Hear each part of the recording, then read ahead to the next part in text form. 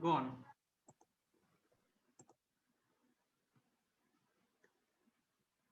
My dear friends, masters, and gods of the universe, welcome to Digital Dhyana Swadhyaya Yogam, presented to you by Pyramid Spiritual Society's Moment Global and Digital Swadhyaya Yoga Team India. The purpose of these sessions, as you all know, is knowledge enhancement. I'm Saroja Gullapalli from Melbourne, Australia, your host for this show today. Dear friends, today is day 16 of the 21 days program in English language. And we have Dena Merriam Madam amongst us from New York as our special guest for this program today. Before I call upon her, I'd like to say a few words about her. Dena Merriam Madam is the founder and convener of the Global Peace Initiative of Women, which is called GPIW, bringing spiritual resources to address critical global challenges such as conflicts, social justice, and ecological scarring of the earth. Over the years, she has worked to bring greater gender balance and balance between the Abrahamic and Dharma-based religious traditions for a more inclusive interfaith movement. She served as vice chair of the Millennium World Peace Summit of Religious and Spiritual Leaders held at the United Nations in New York in the year 2000. She subsequently convened a meeting of women religious and spiritual leaders in Geneva, and from that gathering founded the Global Peace Initiative of Women in 2002. For over 40 years, Dena Merriam Madam has been a devotee of Paramhamsa Yogananda, a practitioner of Kriya Yoga meditation, and a student of the great texts of the Vedic traditions. She received her master's degree from Columbia University in sacred literature. She has served on the boards of the Harvard Center for the Study of World Religions, All India Movement for Seva, which is called AIM for Seva, the Gross National Happiness Center in Bhutan. In 2014, she received the Nivano Peace Prize for her interfaith peace efforts. Most of all, she is very dear and well known to all of us viewers of this platform through her great book, The Untold Story of Sita. I had the great opportunity to share the wisdom of this book for 16 weeks in 3 languages with my beloved viewers on these PMC channels.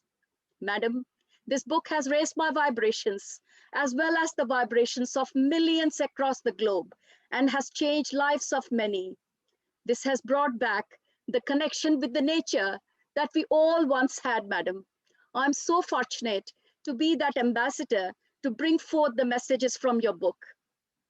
Dear friends, let me have this pleasure of inviting Dena Merriam Madam to take over this show.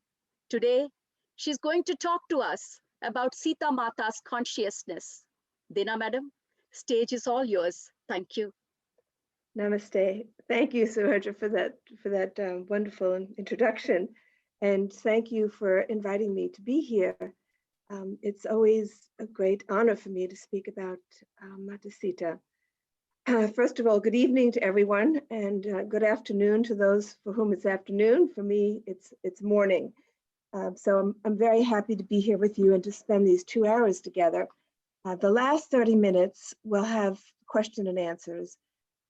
So for the next 90 minutes, I'd like to focus part of this on the whole saga of Ravana, Ram, Sita, and Ravana, which unfolds over thousands of years.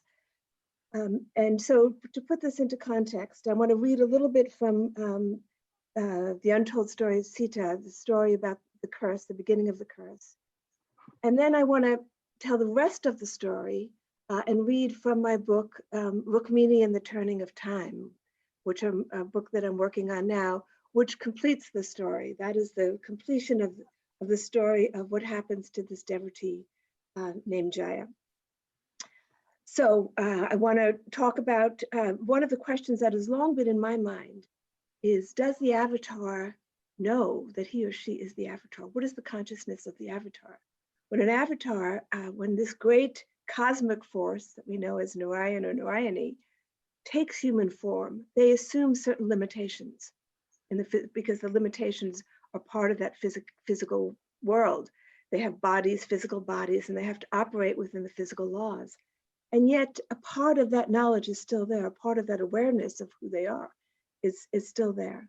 And of course, we can't know exactly what their consciousness is. Only an avatar would know that. But so this part of the story I want to read is a memory that comes back to Sita of her time in Vaikuntha with Narayan. Now, what is Vaikuntha? We know there's this vast physical universe, and then there's the astral world, the subtle mental world, which is even larger, I'm told, than the physical universe. And then the causal world, the first, the closest to the unmanifest, to that cosmic sea. Narayan and Narayani are always shown resting in a sea of consciousness, undifferentiated spirit. And then once manifestation begins, that's the causal world, which causes everything else. And so Vaikuntha, more than a place, is a state of being, an enlightened state of being. And you only can arrive there once you've freed yourself of the human traits of egotism and greed, and you've reached that enlightened state. But every now and then, through the grace of Narayan and Narayani, a devotee comes in who's not reached that pure state of being. And the hope is that being in that pure state of being would help them rid themselves of those last remains of ego consciousness. So such is the devotee Jaya and Vijaya, but I just focus on Jaya because he's the main one, who've been given the grace to enter that enlightened state, even though they haven't achieved perfection yet. So what happens? So the part of the story that I'm going to read, Sita is already in Lanka, and she and Ravana are in this mental battle where he's got tremendous powers. He's entering her mind, creating all kinds of illusions, and she's taking on all the suffering of his victims, of the people that he's abused, and she's feeling the enormous suffering of the world, and is about to dissolve herself into the absolute when Ram pulls her back. And then she has the memory again of the cause of this whole thing, the curse. So I'm going to read a little bit from that. And so just imagine yourself being carried back to Vaikuntha, where this takes place in this high celestial realm. And this is Soma, Sita's attendant, telling this story. She's saying, Sita, the memory of an event that took place ages ago when she was in the form of Narayani comes back to her. She's walking by the side of the celestial form of Sri Ram, Narayan.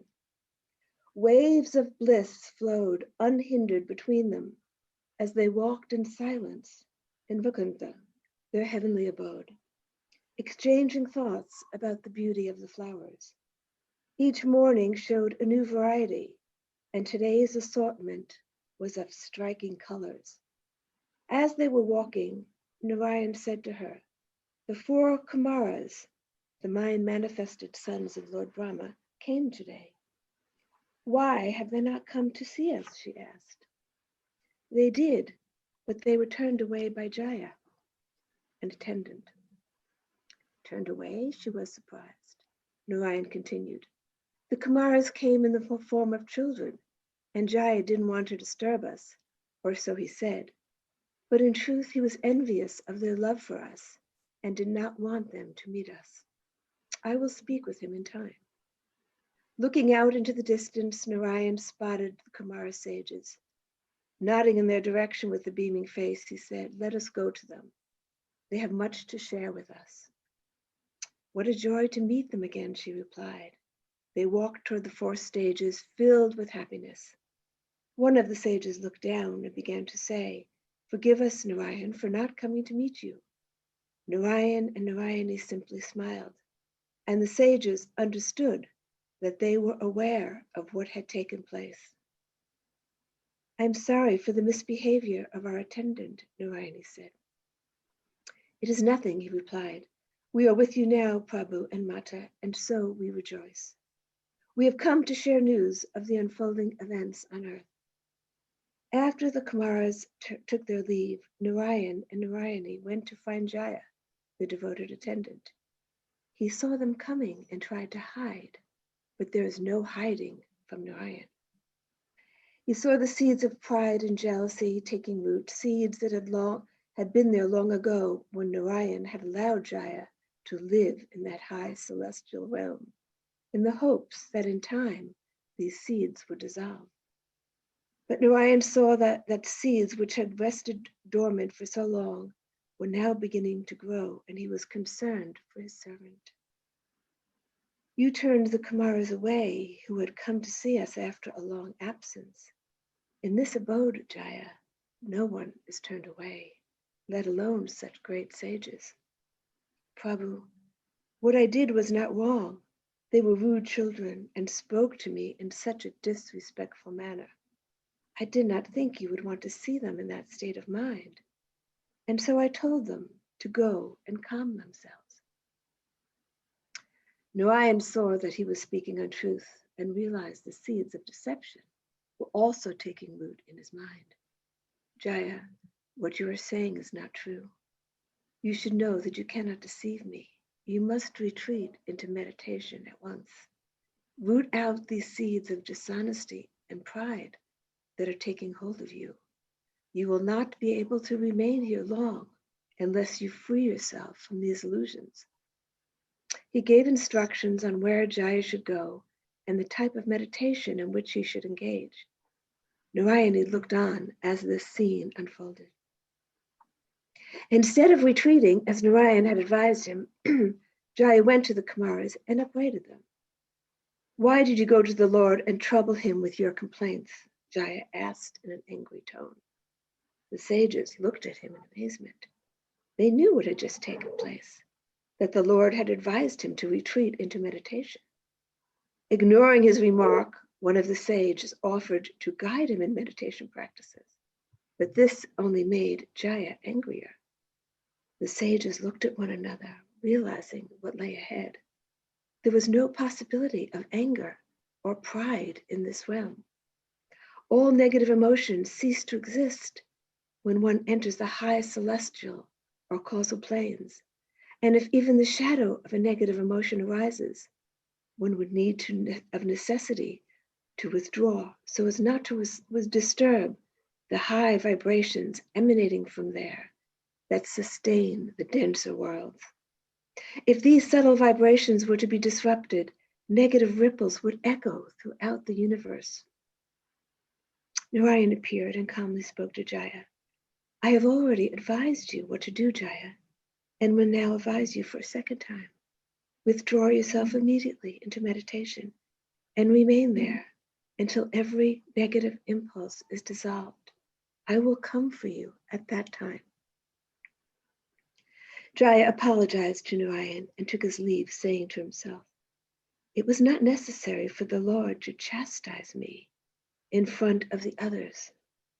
He has humiliated me. The seed of self-pity took root. I will find a way to make those sages pay for the disruption they have caused in my relationship with my Lord. He did not withdraw himself into meditation, as Narayan had advised, but instead began to scheme. As he was sitting alone, he saw a celestial woman carrying a basket of fruits. Thinking they were for the sages, he approached her. She was beautiful and gracious. Let me carry these fruits to the sages for you, he said. But Jaya had no intention of bringing the fruits to the one who was the cause of his humiliation. She saw this and hesitated. In that moment, lust arose in him. She shrank back, shocked by the intensity of his desire, a rarity indeed in this realm. Devi Narayani manifested in front of him and in a stern voice called out, there is no place for lust here, Jaya. You are seeding negative thoughts everywhere and creating a tormented course for yourself. If you don't immediately retreat into meditation, you will be forced to withdraw from this realm. But Mata, he struggled inside to find some excuse, but it was too late. A booming voice rang out from one of the sages. Jaya, you have crossed all limits. We have tolerated your insults to us, but cannot tolerate the insult to this woman sage, a woman honored throughout the three worlds. Your emotions are more fit for the human world. Thus I curse you to be born 7 times in the material realm, where you will have to squash the seeds of your negative emotions. Beware, for they will multiply 1,000-fold, and you will see the damage you have inflicted. If you do not purify yourself, only the Lord will be able to release you. Narayan manifested himself, and Jaya fell at his feet, crying out, Lord, save me from this curse. I will withdraw myself into meditation now. It is too late, Jaya, Narayan replied sorrowfully. I tried to counsel you, as did Narayani, but you took no heed. This is the result of your thoughts and deeds. No being can escape his own mind. It is that which determines his future. You are aware of this law, and yet did not consider it. Jaya continued to plead his case, but Narayan said, the curse of a sage cannot be undone, but it can be ameliorated. The time will be condensed, and you will need only 3 births on earth to work through these illusions of yours. But your own deeds will determine whether you can return here or not. If you enter into deep tapasya over time, you'll be able to free yourself of anger, pride, and lust and return here. But if you allow them to grow and cause harm to the natural realm, your return will not be possible. Jaya turned to Mata and cried out, Mata, do not abandon me. You can prevent this. Tell me what I should do. Looking at him with great compassion, she replied, you have already caused much harm. Your negative thoughts have already filtered into the denser realms, creating instability. You have great powers, Jaya, and can reverse this damage. But if you do not heed Narayan's warning, you will sow great conflict, such as earth has not seen. And then he and I both will need to come redeem you. It will be a brutal battle. So I plead with you to seclude yourself on earth and go into deep meditation. Meditate on Mahadev. He will guide you on your tapasya. Mata, he cried, but his form was already dissolving, preparing to take birth on earth. So this is the curse that led to the birth of Ravana. I wanted to tell the story because it's the seeds of his anger and his pride and his greed and his lust that created the separation from the divine reality. Now, in a more minor way, these are the challenges that we face, all humans face, that create the separation, our separation from the divine reality. Whenever we are in a state of anger, whenever we feel pride arising, or greed, wanting, grasping, we are creating that separation and we are exiling ourselves from the divine reality. So this is an extreme example of what we all have to encounter in one way when we fail to extinguish those seeds within ourselves. We are exiling ourselves from the divine state of being. So this is only part of the story. To put the story in context and see what happens to Jaya when he falls into the human realm. His first incarnation is not that of Ravana, it's that of a powerful demon. So now I'm going to pick up the story. This is from a book that I'm working on now called Rukmini and the Turning of Time. Now Rukmini is the wife of Krishna, Krishna being the also an avatar of Narayan, the Ram's next birth. And in the Vishnu Puranas, it says Rukmini is the avatar of Narayani, Sita's next birth. But there's very little about her in the Mahabharata. And I've wondered about that. Why is there not more? There's just a little clip about Rukmini being as a princess and her brother Rukmi betrothing her to this Raja Shishupala. And Krishna comes and rescues her from just on the day that she's supposed to marry him. Krishna comes and rescues him. Shishupala is Krishna's cousin, and said to be the last incarnation of Ravan. And so this is the continuation of that story that began long ago, story that took place during Ram and Sita's time with their battle with Ravana. Now there's a subsequent story. So the passage I'm going to read is in the middle of the book, and it has to do with the killing of Shishupala by Krishna, which occurs, that's the last, he has come to free him for the last time. And it takes place during the coronation ceremony of Raja Yudhishthira. I'm sure most of you have read the Mahabharata, the great battle that takes place within this family between the Kurus and the Pandavas. And Krishna, being a cousin to them, the Pandavas, and a dear friend of the Pandavas, Arjuna and the others, is going to the coronation.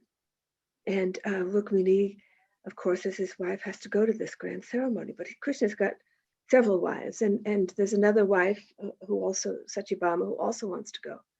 Rukmini knows exactly what's going to take place. This is the middle of the story, so we've gotten to know Rukmini by the time we come to this episode. The story is told through the eyes of a woman in Dwarka, who's the rebirth of Meenakshi. So there are two women.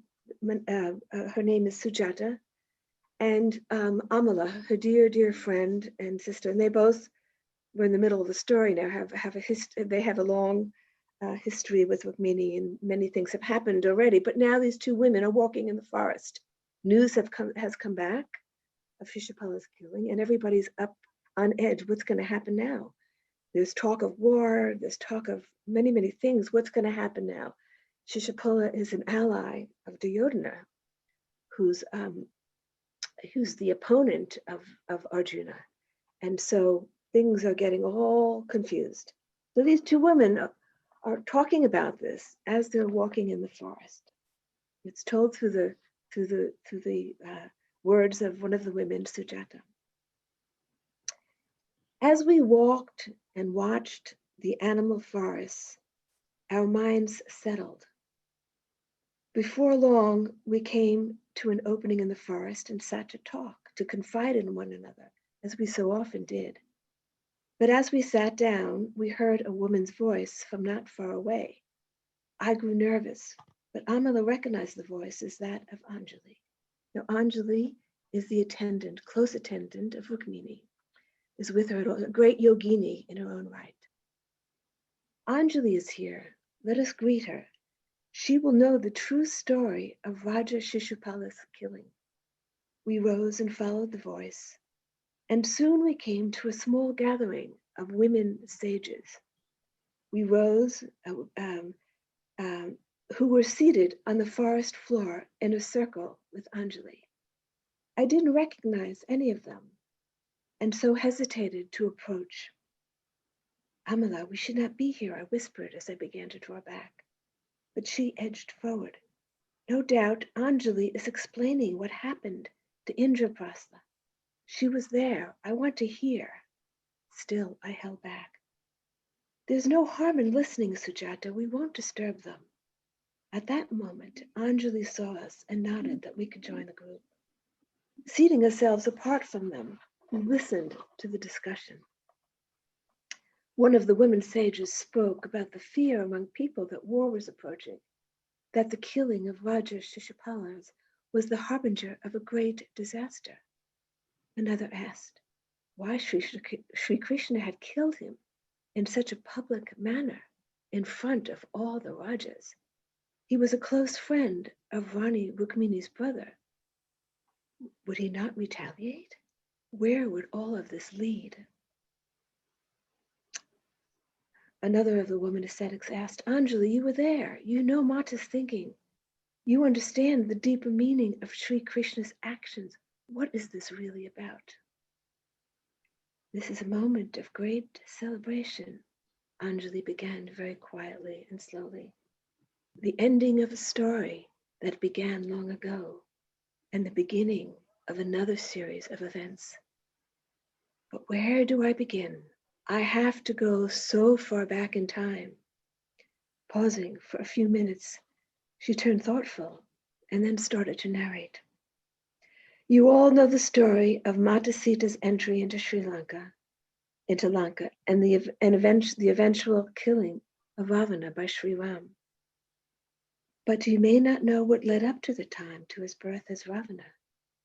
You may know who he was originally, the devotee Jaya, who was cast out of that high celestial realm because of the impurity of his thoughts and the waves of disturbance he was creating in that subtle world of light. But what happened after he was forcibly exiled from Vaikuntha? She paused and looked around at the women sages whose eyes were all turned to her. Anjali began again. As I was seated beside Mata before the yagna was to begin in Indraprastha, while everyone was eagerly awaiting the great coronation ceremony, which was about to take place in that grand setting, Mata drew my attention within and showed me internally what had taken place in the distant past. I saw it all before my inner eye. I was drawn back to a time eons ago. She paused and closed her eyes, and for several moments a deep silence descended over the group. After a little while, still with closed eyes, she began to describe what she had seen.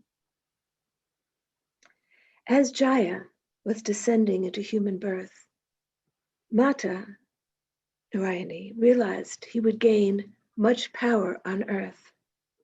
When a being falls from a high realm and takes birth in the human or demon race, their powers grow exponentially. He would be able to dominate all living creatures.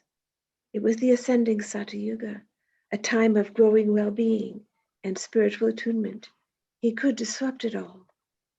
Narayani knew she would need to find a more powerful being to counteract the negative effects. Someone who would be willing to leave the beautiful celestial world of Vaikuntha and take birth among the demons. Someone who could preserve the upward movement of the ascending Satyuga and not let the earth spin into chaos. She knew who to call upon, and so she went to him, the one most beloved to her. A high deva seated in a beautiful garden, absorbed in divine bliss, in unbroken union with the Lord. As the most melodious songs filled the air, songs of love and devotion. These were his songs, which sprung spontaneously from him. Even before he heard the approach of her gentle footsteps, before the words were even formed in that omniscient mind, the Blessed One knew her will, and bowing low to touch his forehead to the ground, he whispered with unmoving lips, Mata, I will go. Then she stood before him and showed him the trials he would endure. No matter, he replied with unspoken words. To serve you is my only will. The only cause of suffering is the separation from my Lord. Your union with the divine reality can never be broken, she assured him. That is why I've come to you, to preserve the well-being of the creatures on earth and of the one we know as Jaya, for he will fall into great pride and anger, and his wrath could cause great destruction to others and to himself. Then she promised to be with him every moment of his physical incarnation, as he was making a great sacrifice for the well-being of so many. Now, that Deva knew that when one takes physical birth, there is a great forgetting. The memory of his true nature would be suppressed, and so he would lose awareness of the celestial world from which he came. But all he cared for was to remember the Lord. As he prepared for his upcoming trial, Narayan appeared and gave him the sacred mantra. telling him that by reciting that mantra, he would counteract many of the negative effects of Hiranyakashipu, the form Jaya had already taken, and consume some of the harmful karma that this powerful demon was generating. With this guidance, he took birth as the son of Hiranyakashipu and became the one we know as Prahlad. We all know of his trials and how Hiranyakashipu, so impressed with his own powers, really thought himself the Lord of the world and demanded worship from all quarters. He conquered large portions of the earth and was worshipped as a god, but out of fear, not out of love. He generated much fear on earth and much false perceptions of the divine. Fear of him even entered the lower celestial worlds. But Prahlad was there to subtly remind him of the truth. Ultimately, Narayan had to come and free him from his delusion. This is widely known. What is not known is that when he lay dying, Narayani appeared and lifted his spirit from his body. As Hiranyakashipu lay in a state of deep sleep, she traversed the universe and carried him to a distant cave where Mata Parvati was waiting. There, these two great Mahadevis stayed with him as he experienced the darkest of realms, worlds ruled by anger, fear, and greed. They remained by his side so he wouldn't become locked in the darkness of those realms. And when they saw his memories of his life as Hiranyakashipu slowly sink into the hidden quarters of his mind, they awakened him. But before he regained consciousness, Parvati Ma told Narayani that she would watch over him and instruct him on meditation practices, so that he would not be so destructive in his next birth. Then Narayani took a leave. Anjali paused and opened her eyes. "What became of Prahlad?" asked one of the women. Another woman responded, "My Guruji, Sage Maitreyi, once told me that Prahlad brought such love to the earth that he changed the way humans related to the Devatas. He replaced fear with love. He taught that love is the foundation of all, the very cause of all we see. He taught that the Devas and Devis have such love for humankind, a love beyond anything we can experience on earth." Anjali smiled. "I have heard much about Sage Maitreyi's teachings on love, and I do believe it was Prahlad who brought humans a taste of celestial love during the Satya Yuga. I have heard that he had no interest in ruling and released many of the lands that his father had conquered, believing that each region should rule itself. But we have heard that he defeated Indra and even conquered the 3 worlds," replied one of the women in surprise. The devotee of Sage Maitreya smiled and replied, "My Guruji said he conquered with love, not might. This was a misunderstanding," she told me. "It was not that he conquered Indradev through force, but rather that Indradev was so overwhelmed by Prahlad's love that he stepped aside and allowed Prahlad to guide the heavenly world."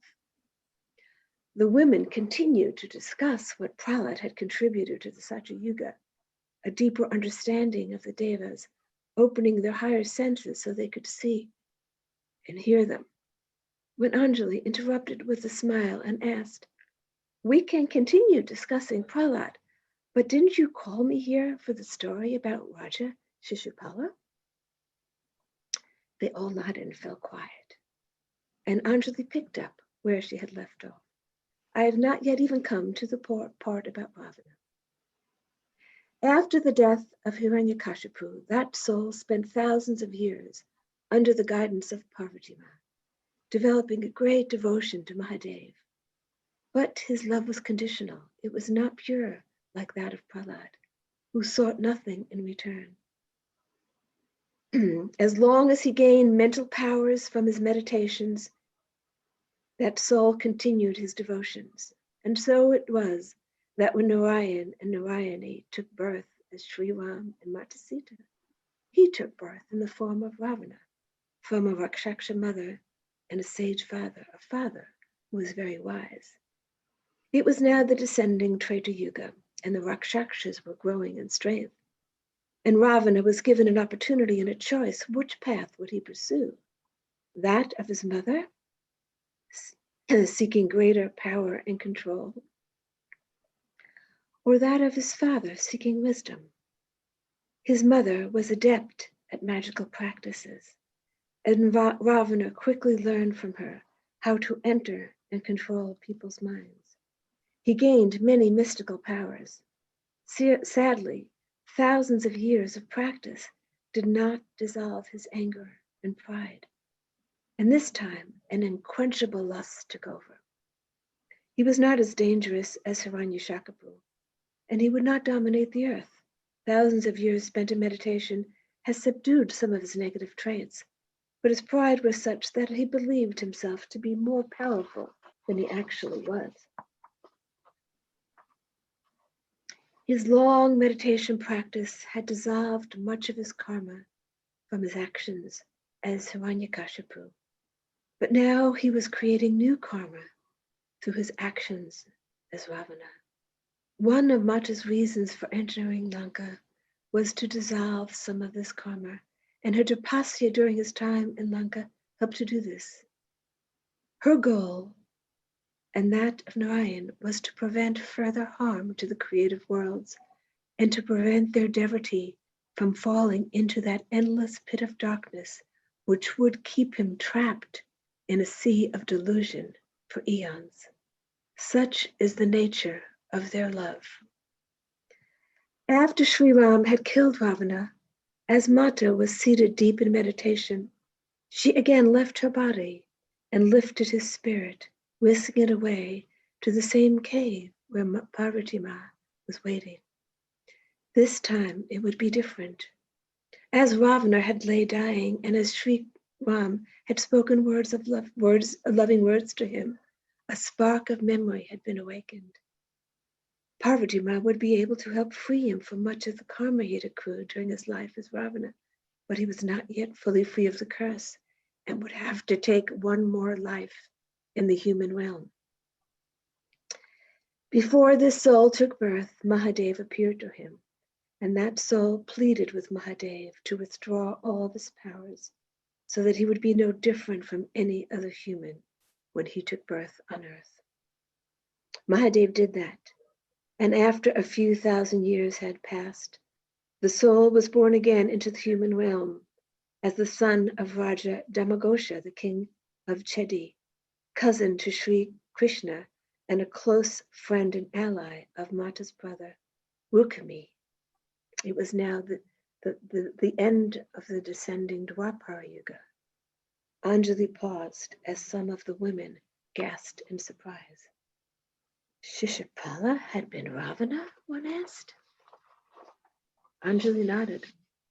That is why events had to unfold as they did. Ravana had kidnapped Mata in her life as Sita. This time, Sri Krishna kidnapped her on the day of her arranged marriage to Shishupala. That was the karmic return. Anjali let out a small laugh. But that drama was all prearranged by our Mata. In her playful way, she wanted to teach that soul a lesson about kidnapping.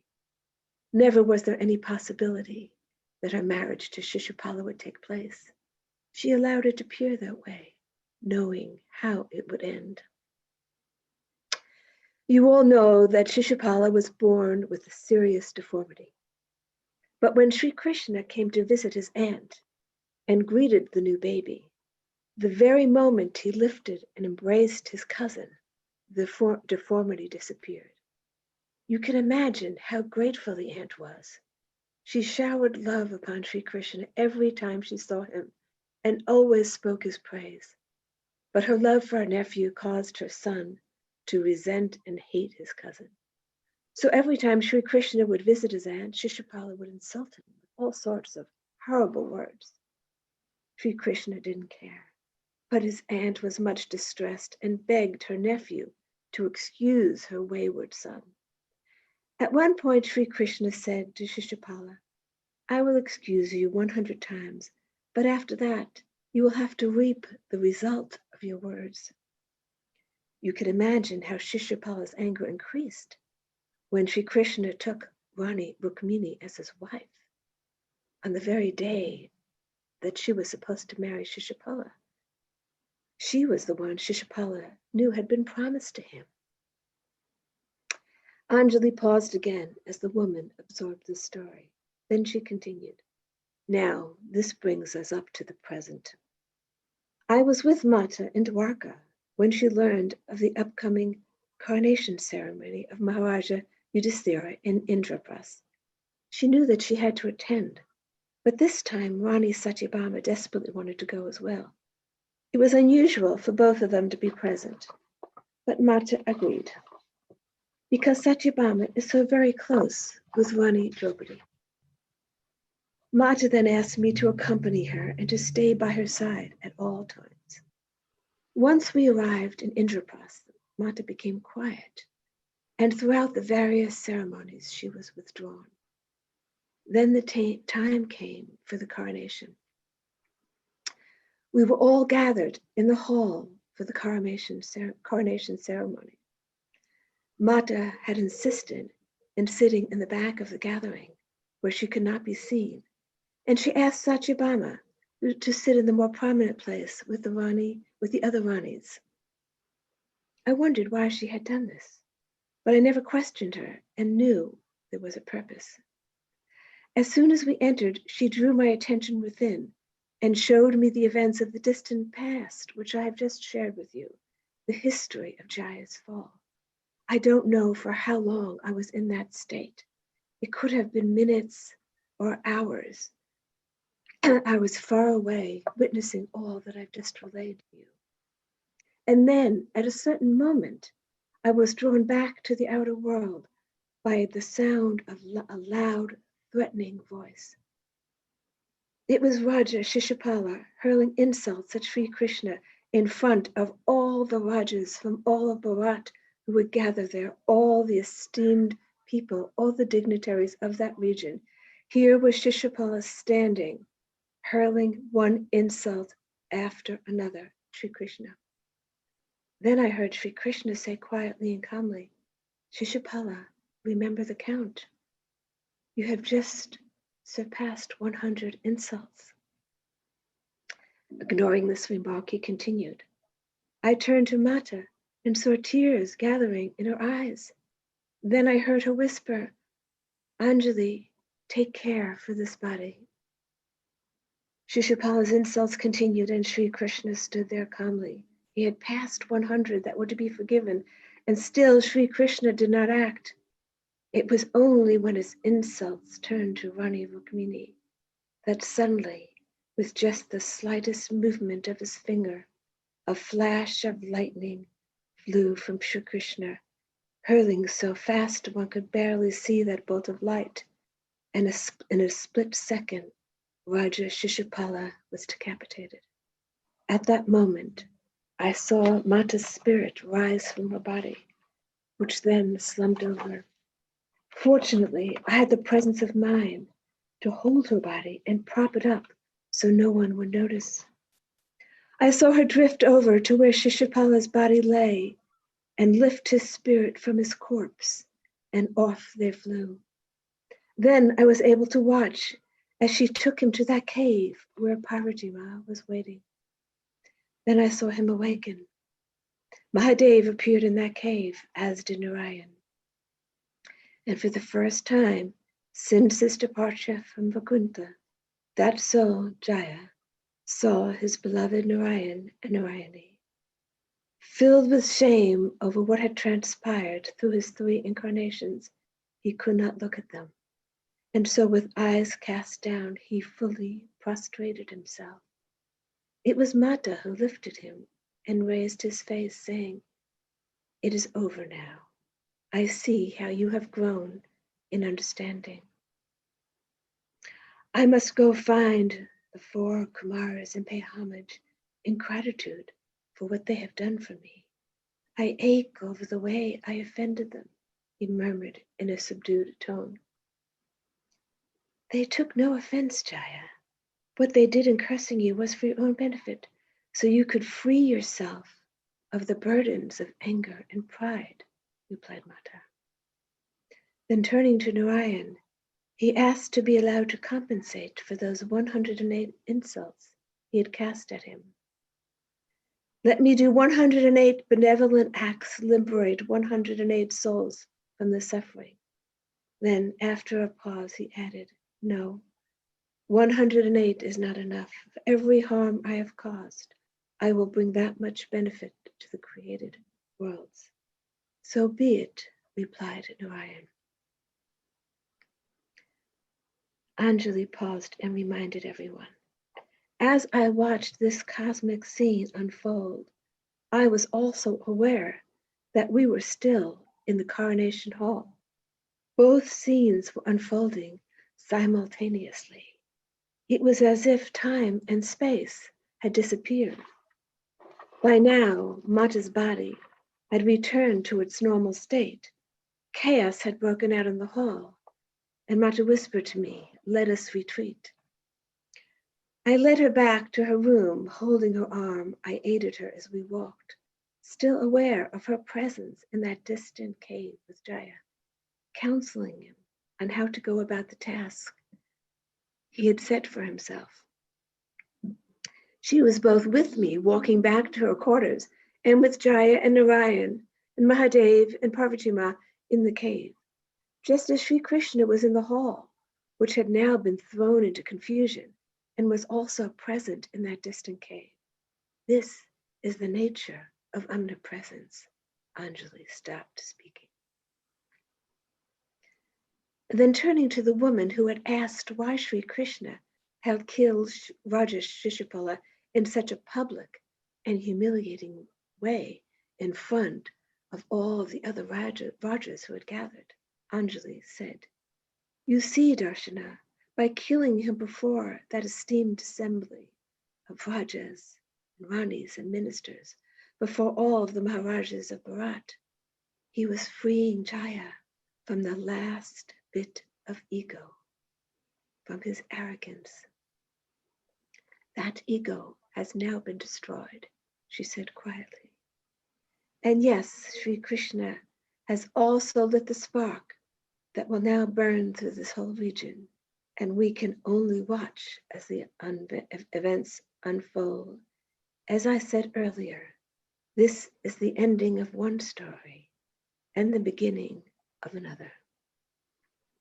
For a long time there was silence, and the group naturally shifted into the meditative state. Dusk began to settle around, bringing with it a mist that gave the forest a most unearthly appearance. I looked around at the gathering. All the women were deep in meditation. I whispered to Amala that it was time for us to leave, as darkness would soon prevent us from finding our way out of the forest. We rose and, turning, slowly began to withdraw when we heard one of the women ask, where is Mata now? She's back in Dwarka in the palace and still in that cave. I see her in both places. She is there in her quarters and also there, Anjali replied in a far away voice. And here as well came a voice, which I recognized immediately as that of Mata. Amala and I had walked a little distance from the group, but now we turned to see Mata's form appear out of nowhere. And then in an instant, they all disappeared. Mata, Anjali, and the women sages were gone. I ran back to where they had all been sitting, but there was no trace of them. I turned to Amala and said, in confusion, what is the meaning of this? I asked. She smiled. That is the nature of our Mata. A subtle light lit the pathway that led us out of the forest, and I knew that light had been sent by Mata. We would not have found our way out of there without it. Later that night in my room, I sat mesmerized by all I had heard, still questioning whether it had been real, or whether Amala and I had entered together some dream world and imagined it all. I could not know, but I was left with the question, could our Rani Rukmini, our Mata, truly have been Mata Sita? So that is the complete story. And I think it is so relevant to each one of us because there are the elements of truth that apply to all of us. As I said before, it is our ego which creates this illusion of separation. In truth, in a moment, we can all be in that state of divine union. We can all be in Vaikuntha, except for the seeds that still remain within us. And you see again and again, that soul was advised to go into meditation, as that is the way to eradicate these seeds. And then after his time as Hiranyakashipu, when Parvati works with him to help him undergo those austerities, we know that Ravana, by the time he was born as Ravana, he was a great devotee of Mahadev, considered himself to be the greatest devotee of Mahadev, because he had spent thousands of years. I mean, this whole story unfolds over maybe 10,000 years from the beginning of when he takes form as Hiranyakashipu until the end, Shishupala.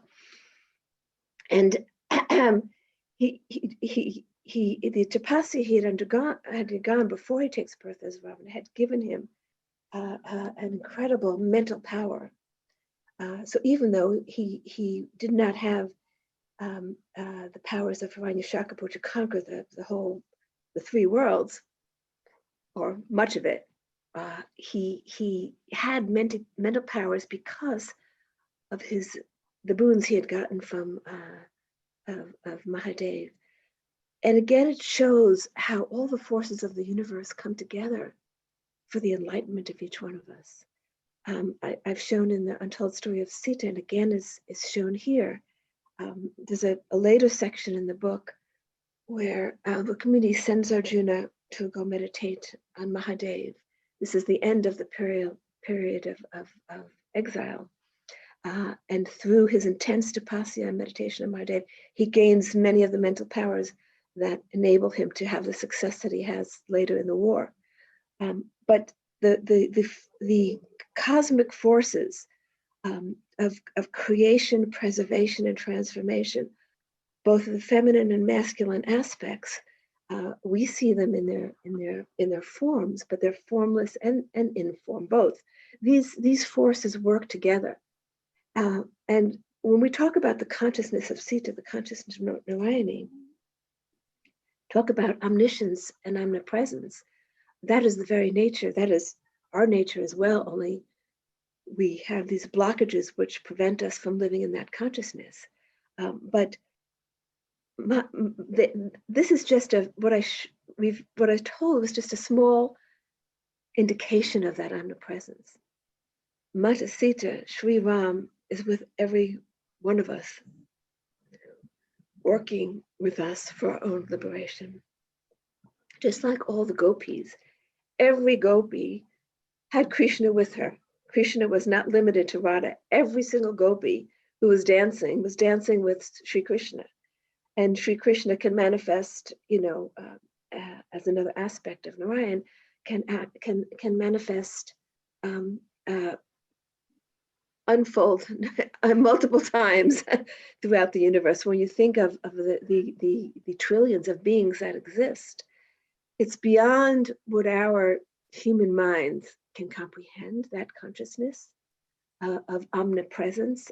It's experiential, one can experience it, but one cannot speak of it. And so the consciousness of the divine can be experienced because it is our own nature, but we don't have the words to express it.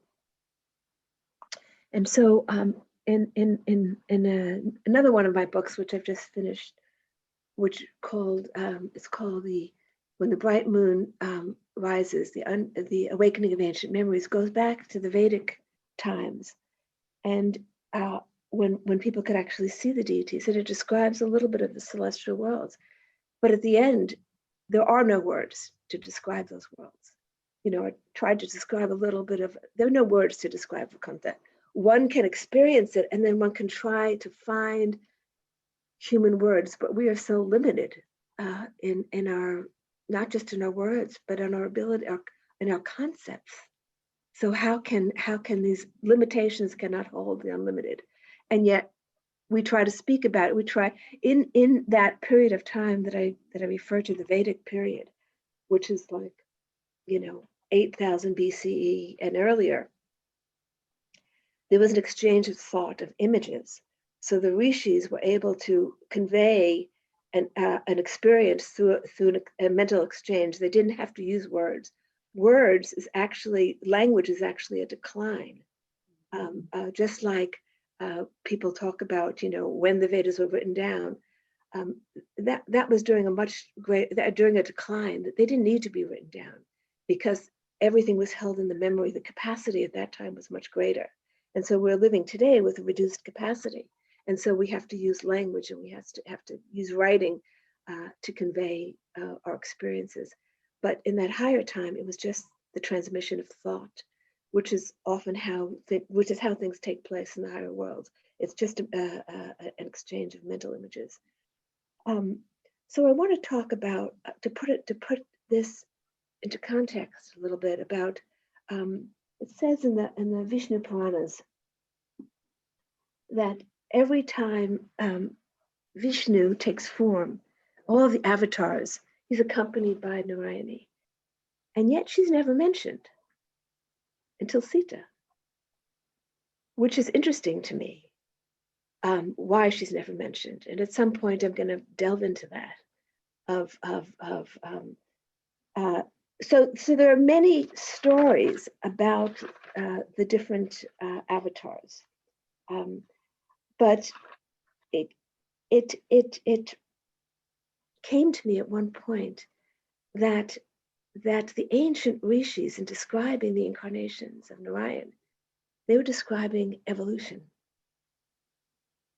That Narayan and Narayani, that cosmic force that maintains life, that maintains the universe, incarnates to help push evolution forward. So they incarnated as sea life, as a fish, to help that form of life take the next step in evolution. They incarnated then as a reptile to help that form of life take the next leap, because it's a leap. Evolution is a leap forward. How does that leap happen? There has to be some conscious force which enables the form to take the next leap. And then there's the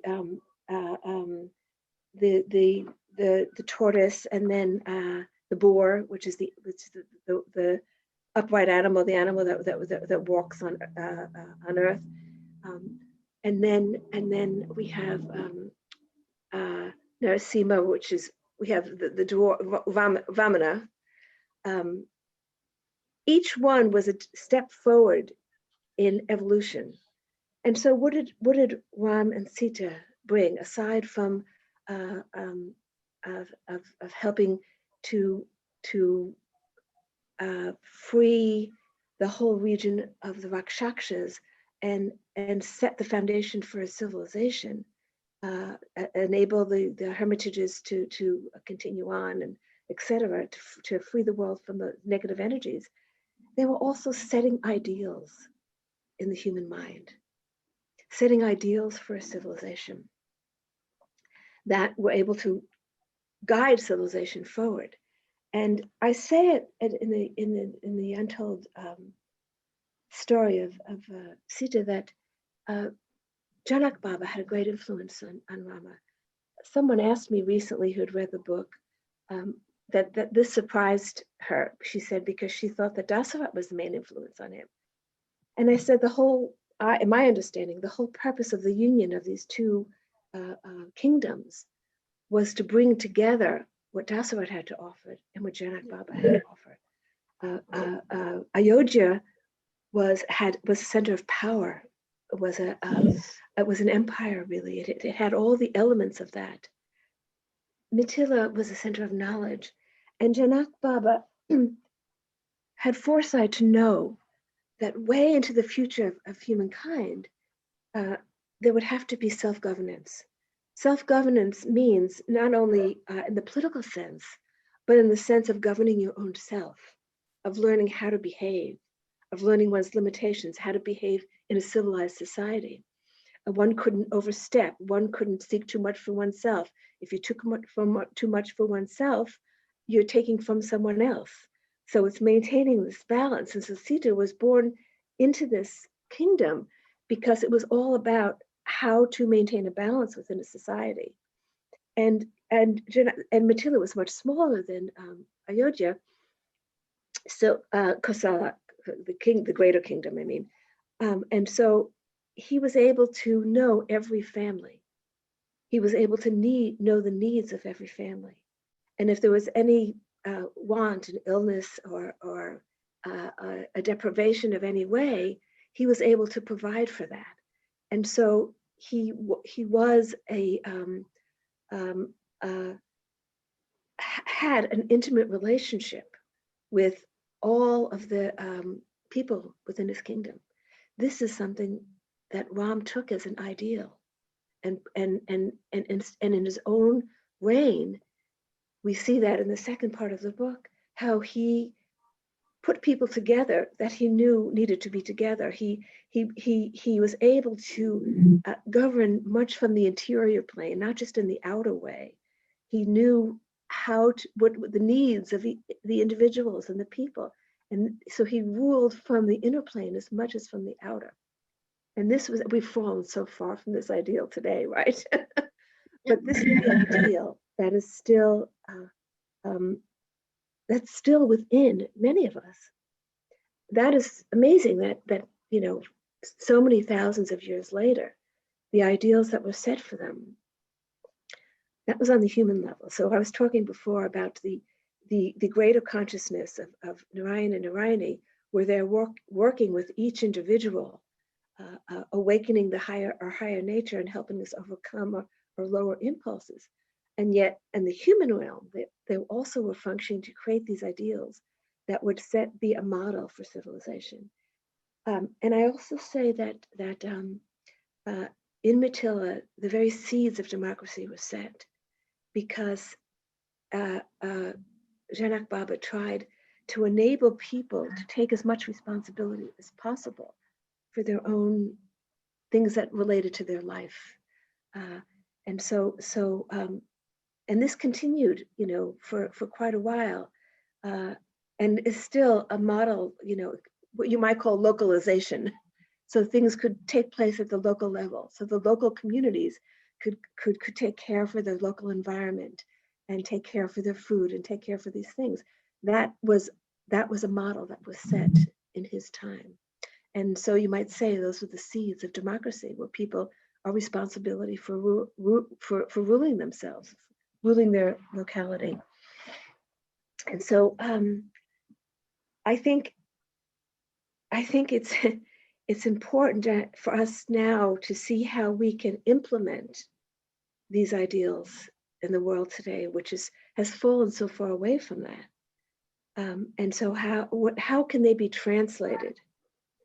How can they be translated into our work today in the world? Now, I want to tell two stories. One from my personal life that happened to me last year, and one from a dear friend, a young woman who lives in China, who's translated Untold Story of Sita into Chinese. And the book affected her very deeply. When she had translated my first book, My Journey Through Time, Spiritual Memoir of Life, Death, and Rebirth, where I recount many of my previous births. And she, going from just the last few. And then when I told her about the Sita book, she said she wanted to translate it. And I said, do you think this will have appeal for the Chinese audience? she had been to India, and she was very taken with the teachings of Sri Aurobindo, and so she wanted to translate it. She was very, very moved by the book, very touched by the book, and started sharing it with others. And then a few months ago, maybe it was maybe a month or so ago, she emailed me, and she said that she had a difficult situation in her life. Her father had parents were divorced. Her father had remarried a much younger woman and now was going through a second divorce. She'd been alienated from him, and he was struggling and suffering tremendously. And she was struggling within herself what to do. And then she said to herself, what would Mata do? And she knew she had to reach out to her father. And so she reached out and she healed a relationship that had been broken for many, many years. And she was able to give him comfort during this trial in her life. And I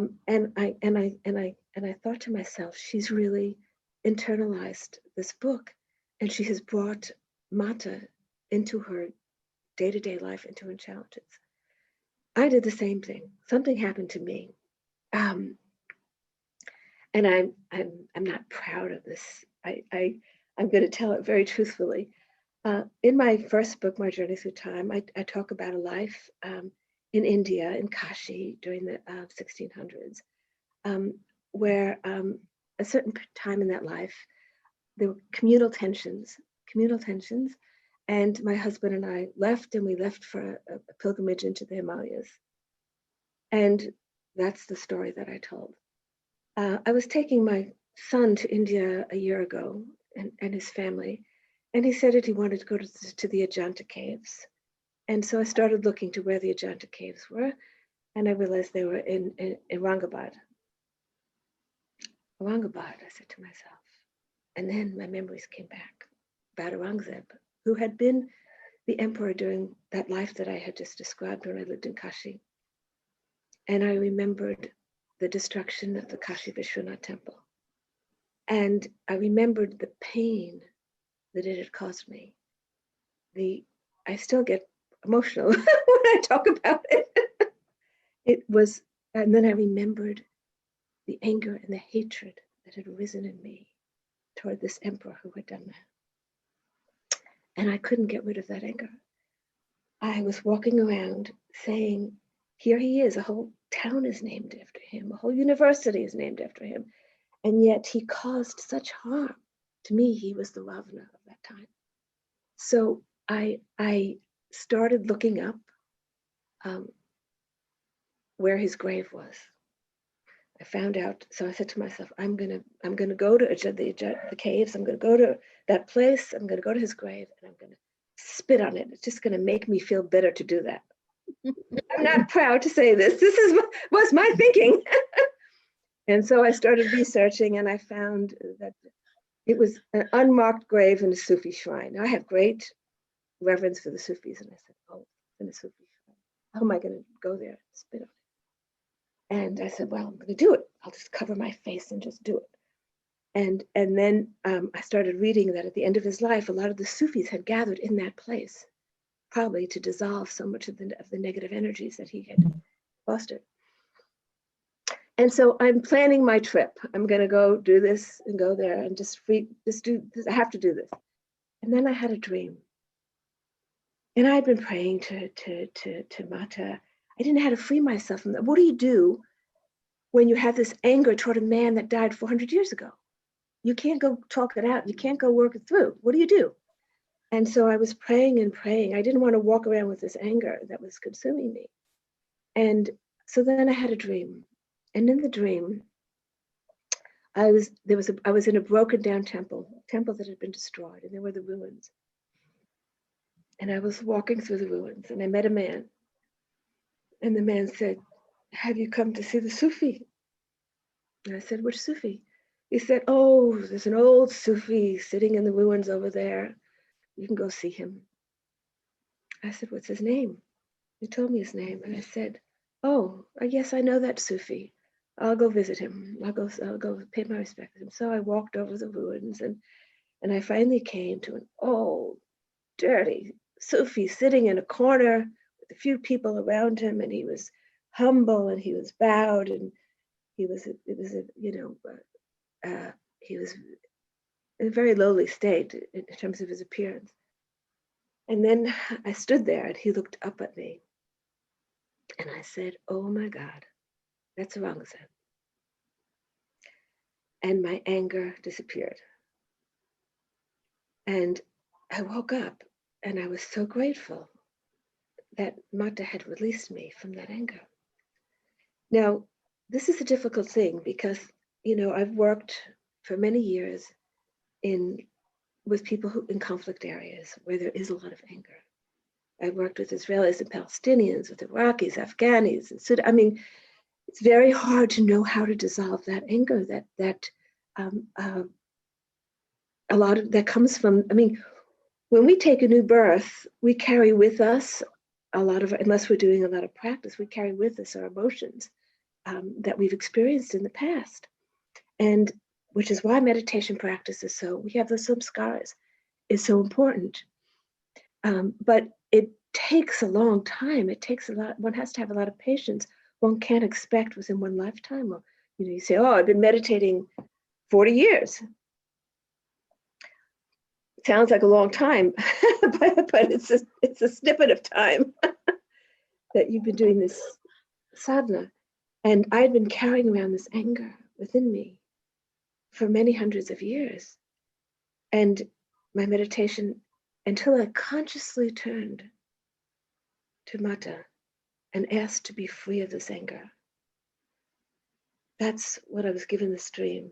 And somehow the anger was released. And so I see the story of Ravana as applying in different ways to each one of us. We all have seeds of greed. The more conscious we are, the more mindful we are, the more we can catch them in their seed form and not allow us to be consumed by them. And so that is the key. And meditation practices, we're told, helps release some scars. It helps burn them up. And yet we all need the guidance of whatever form of the divine is most beloved to us. And sometimes different forms. In that life, when I lived in Kashi, I was a devotee of Durga. And because I had left, I had not had an experience of Durga, but I was praying my whole life. And it was when I was left for hermitage, when I was left for a pilgrimage to the Himalayas, and my husband and I wandered, we finally ended up in Kashmir. And it was in the jungles of Kashmir, in the forests of Kashmir, that I met a woman hermit who gave me the experience of Durga in that life. Had that temple not been destroyed, I would not have gone on pilgrimage. I would not have counted that woman hermit, and perhaps not have had the experience of Durga. And so if my son had not asked to go to the Ajanta caves and had not started that process, I might not have had the memory, allowed all my anger toward Aurangzeb to come up, which had been, repressed, had been suppressed. I've lived my life not aware of that, but it came forth with such a force that it was really creating a lot of suffering for me. And so everything that comes to us, even the misfortunes that come to us, we see that Meenakshi was born into a cursed family. She herself, and in this book, When the Bright Moon Rises, goes back to the Vedic age when she had received the curse. So it describes, when you see the whole picture, it's mind-boggling. So back in the Vedic age, she had transgressed in such a way that she was cursed. But there was this woman sage who blessed her that the curse would come to fruition during the most auspicious of times, and had given her the blessing to have it take place during the time Sita was born. And so she was born into a family that had been cursed with great misfortune. She had been cursed that she would lose all of her loved ones. And so she did. She lost her mother and her brother and then her father. and would have had a life of great misfortune had not she also had been blessed to be born during the time of Sita, where her family was taken in as servants to that household. So we all have to struggle to see the bigger picture. If you look at Ravan, Ravan is we talk about, there've been other Ravans. We have Ravans now haunting the earth, people who are causing great harm. Could they have been Jayas at one time? So it makes you realize that you don't know who anybody is. And we can't really judge. We can condemn the actions, and we must condemn the actions. I mean, there's a lot of misbehavior on the earth right now. When you think of the way the earth is being destroyed, one has to call that out, and one has to respond to that in a very forceful way. Rama had to do what he had to do, and he had to fight that battle. In the Mahabharata war, which the second part of my book on Rukmini goes into the hidden aspects of the Mahabharata war. What was that really about? It wasn't just a fight within the kingdom. There were other things going on that made that war necessary. And Krishna's role in it, and Rukmini's role in it, which again is not told. I mean, we can't just look at outer events. All of our stories are just about the outer events. This took place and this took place. But what was the inner cause that led to the outer manifestation? Everything on the physical plane first has a spiritual source, has a spiritual cause. And so we have to look to that spiritual cause. And so how we apply these things in our life today, when we see so much suffering and so much wrong being committed, and yet I know many of my friends get so angry at certain individuals who are causing the harm. And I myself have to be very watchful because who could not get angry at Ravana? Ravana's, other Ravanas appear. There's not going to be a time when there's not a Ravana. That's the nature of this polarity. So how can we not get angry at that? But to try not to be angry at the soul who has fallen into deep delusion and who will have to pay the price. Who will have to pay the price. Because those are the laws that maintain the physical world, the law of cause and effect. And so I often remind myself of that when I see wrong being done.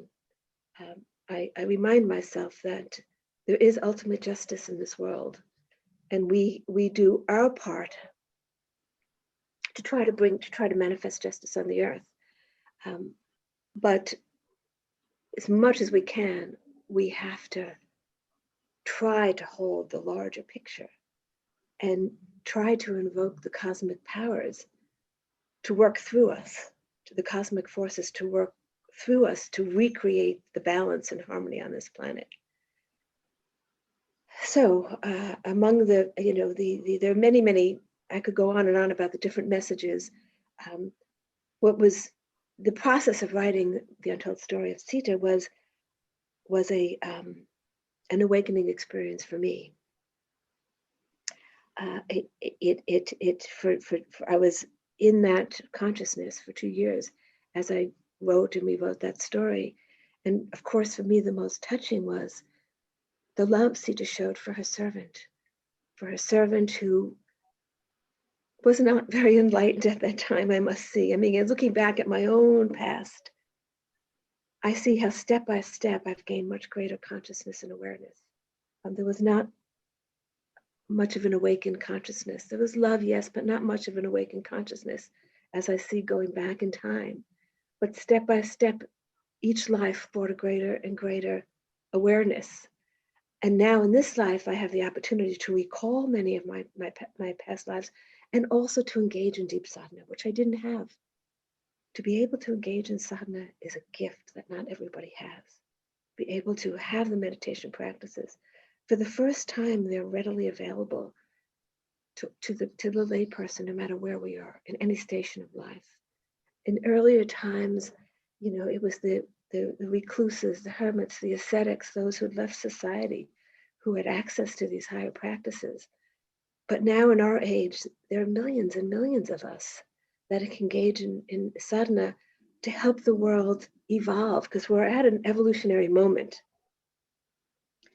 And it's a critical evolutionary moment, as all the evolutionary moments are. Life is going to progress, or if it doesn't, it's going to be a very tragic thing. So we all have to work for the evolution of life. And what brings that now in this particular moment is our meditation practice.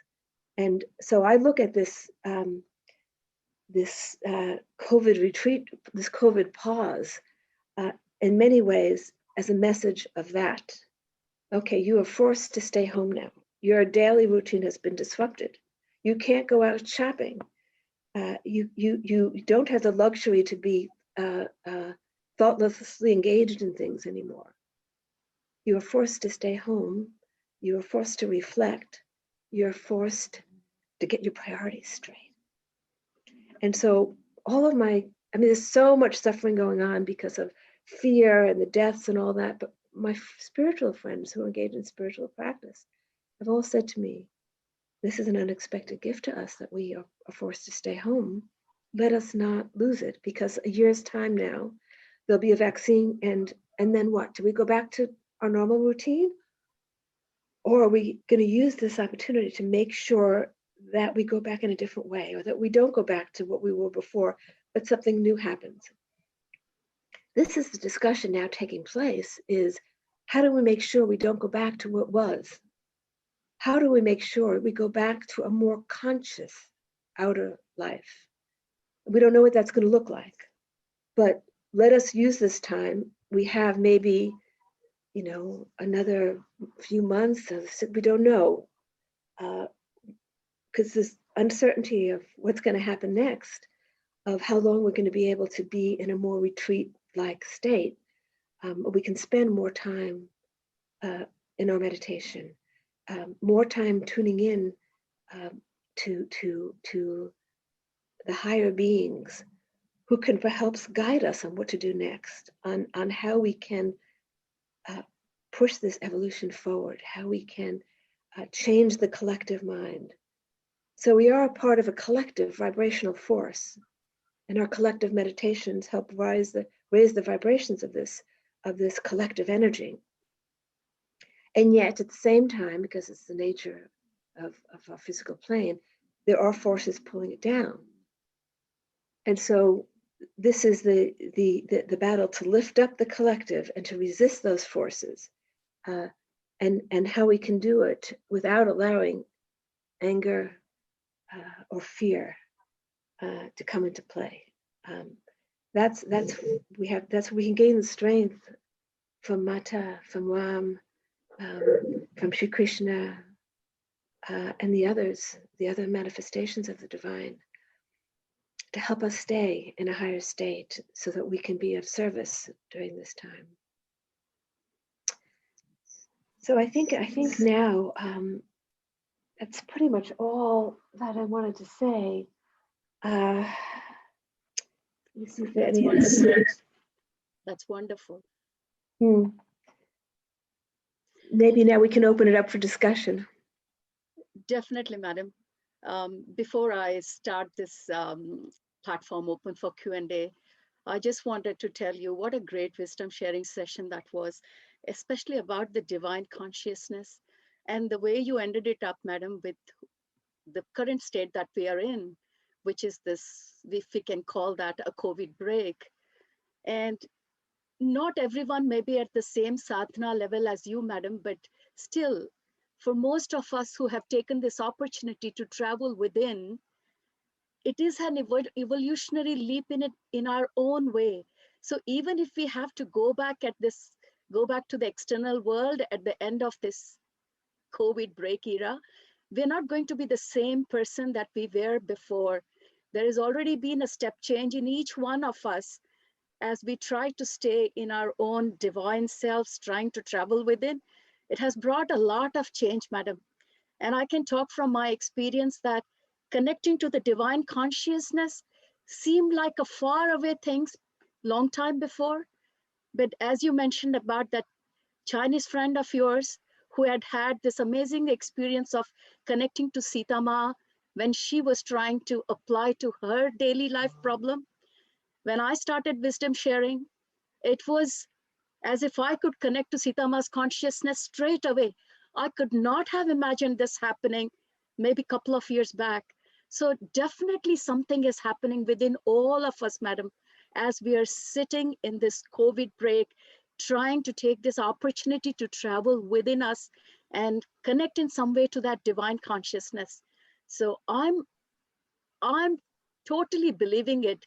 The evolutionary leap that you're talking about is already happening within each one of us, madam. And it's been really great the way you have talked about the divine realm, the divine consciousness, giving the examples of Jaya in your book, Story of the Untold Story of Sita, and also giving us glimpses from your new book, Rukmini. We have all had great curiosity and thirst for peeping into that new book that's coming up. And I think you have quenched our thirst by giving us a glimpse of what it's going to be. We just can't wait to have that book in our hands.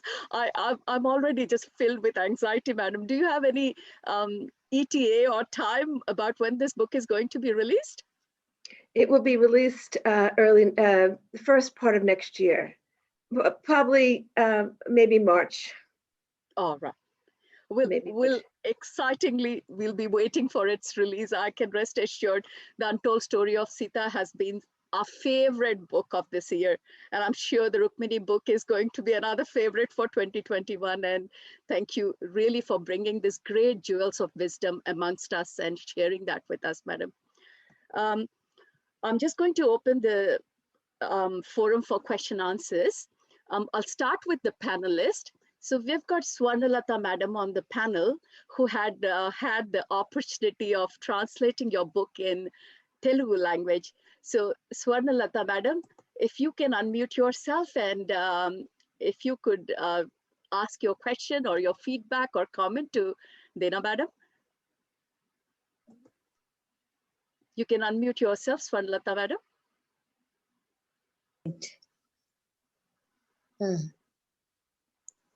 I'm very happy to be with you this evening, ma'am. Madam, can you switch on your video, please?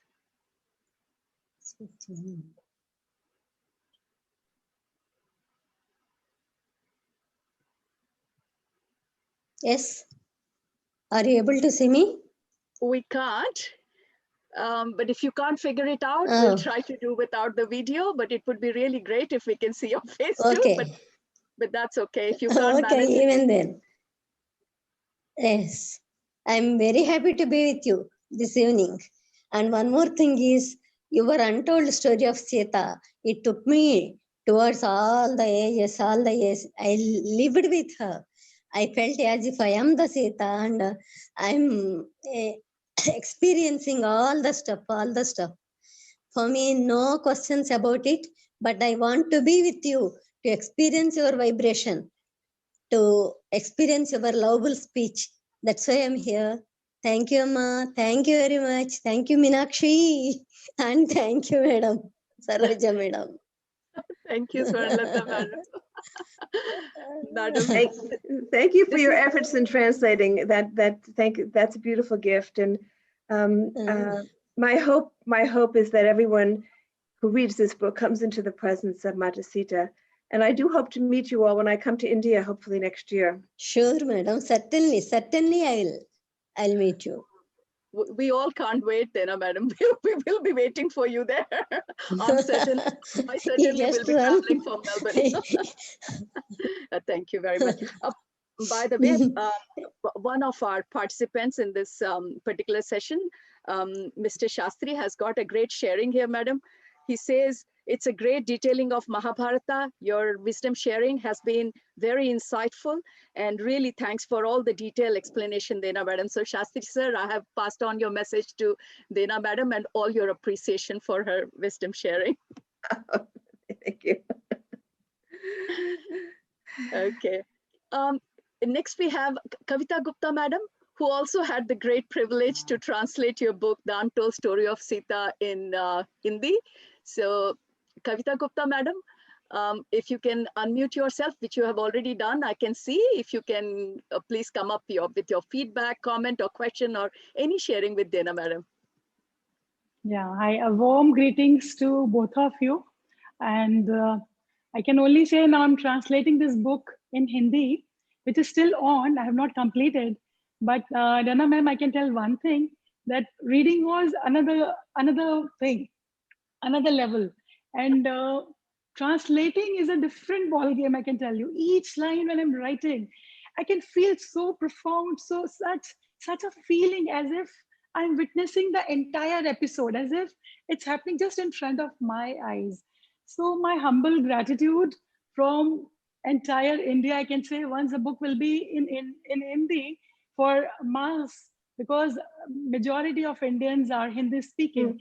So I think once it's there in Hindi, it'll be a revolution, I can tell you. And as far as meditation is concerned, and my question for this evening, you have answered major part of it, but still I'll ask my question for my viewers, like how can Sita's consciousness, which is so divine, which is full of love, compassion, sacrifice, service, how it can help in this current scenario for this, the reshape the current suffering and challenge of the humanity, how it can help it, this current, those who are non-meditators, those, because maximum I can feel the easiest thing, people just go to the temples, they worship the god, goddesses, and they think that the responsibility, the duty is over. They have not yet been, I think they've not experienced the consciousness, being one with the Sita consciousness. Still, that's yet to come. That era of feeling, that oneness, that can only happen through meditation. And it's not that 100% or everybody on earth is meditating. Otherwise, the suffering won't be here. But we see a lot of sufferings, corona and different ailments, different wars, China threatening India, so many things, And I would also like to know something about your NGO, what you are doing globally for the women, global peace initiative. Sorry, Kavita madam, you're breaking up. I think you've got enough questions for Dena madam to start off. Well, first of all, I want to thank you for translating the book into Hindi. That is a great gift and contribution. My deepest wish is that this book just be given to as many people. I was very surprised when my friend in Beijing asked to circulate it in China. China is the book that I finished. I was writing the Rukmini book and then had to put it aside because another memory was coming back to me that I had to capture. And so I wrote this other book, When the Bright Moon Rises, which goes back to the Vedic period and then has a subsequent life in China. And I dedicated the book to the people of India and China because I talk about the wisdom of the Taoist wisdom and the Vedic wisdom, and the feminine aspects of both. And then, of course, I finished that book, and so now I'm going back and finishing up the Rukmini book. But my work increasingly has been now about awakening consciousness in China. There is, we have found, we've worked with young people around the world, young environmentalists who have a spiritual practice. And we've done many gatherings of these young environmentalists. And I found that those who had the deepest practice were in China.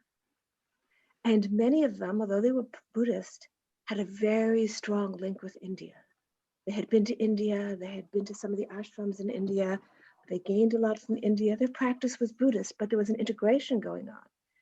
And so you don't never hear about this in the news, right? So we have to separate out the political, what's happening at the political level. And I know this is true in America. I see my own political level here, and then what's going on at the spiritual level is very different. And so, and the big question here among Americans is, when is this spiritual collective going to have enough of an energy, a power to really flip things? Timing is unknown. I see that happening in China. So, and of course, the issues between India and China at the political level are of great concern to me.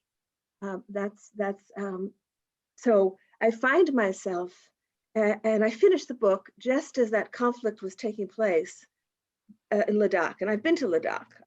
I've been very close to that place where the conflict took place, you know, and I know the Buddhist community up there. And so actually I was supposed to be going to China this year, in September, actually. Of course, that got put on hold. I'm hoping to go next year. There are people now working to, it's very hard to get things published. Right now, the Sita book's been translated into Chinese, and it's being quietly circulated. It hasn't been published, but they're looking to get a publisher in Hong Kong for it.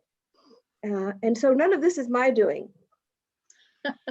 This, you know, this young, beautiful Chinese woman just happened to read the first book and said, do you have another book? And I said, well, I have this book on Sita, but I don't know if it would be meaningful to you.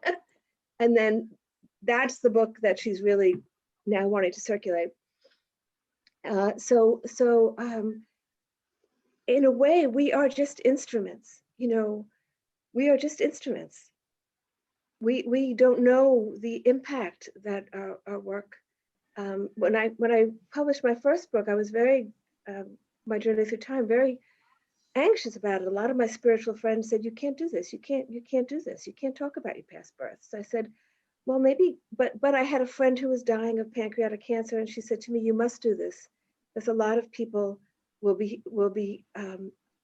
feel at ease, especially. And then subsequently, a lot of people came to me and said, my friend has cancer, can I send them this book? Because a lot of people are afraid.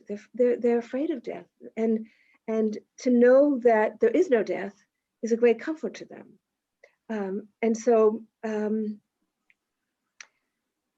you know, I think that the more we can help, I mean, this is a known in India, but for a lot of the world, it's not a given, and yet it's increasingly becoming understood that life is eternal, that we go from chapter to chapter to chapter. And so, you know, now I'm asked to give talks on that. Well, how does that work? Well, what do we take with us? What is our true nature? You know, what is the nature of some score of these questions that come up? I think the more people can understand that, a lot of fear can be erased. So back to your question, you know, I've started to, and again, the time frame we can't know. You know, if we meditate on peace between India and China, that could take 20 years, it could take 30 years, it could take a week, we don't know. That's not in our control. But the more of us as a collective, because I know that yoga is very big in China. There are a lot of people teaching yoga in China. I was reading something that when COVID hit and the Chinese people had to stay home, they said, thank God we could do more yoga now. So these are undercurrents. You know, the government can control certain things, but they can't control what you do in your private time. If you're home meditating, nobody can say, stop meditating. So this is there is a change in this one young man in China that we know, a very, very deep practitioner who had spent quite a bit of time in India and now has joined a monastery there. He said, and he's got a woman teacher, a young woman teacher in her 30s. And he said that many young technologists, people from the tech sector in China, are leaving that world and now going to the monastery to learn meditation. So I see hope for the future. And this is why a lot of my work is focused on young people. I was just talking to a center. I've done some work with the Indica Academy in India, and they just started a Center for Indigenous Sustainability. And they wanted to partner with us about how to help young people understand more deeply the indigenous culture of India through agriculture, through the medicines, the indigenous medicines. So I said to him, this was a great concern of mine, because whenever I've brought together young people in India, they're very disconnected from the essence of the spiritual culture.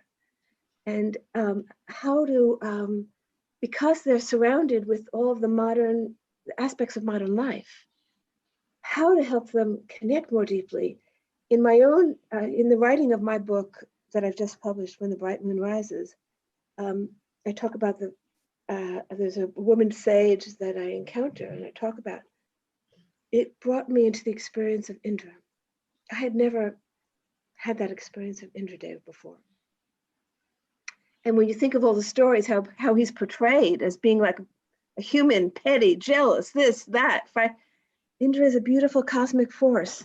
And so how to awaken in young people this memory of who these divine beings are.